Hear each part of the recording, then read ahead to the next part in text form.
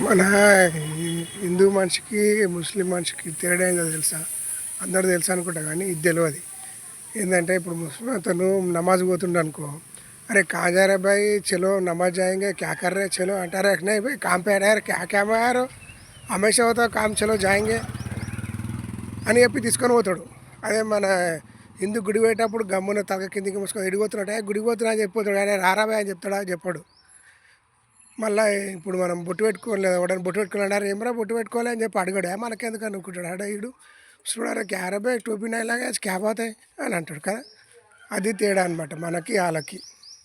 మనం ఎప్పుడు చెప్తాము, ఎప్పుడో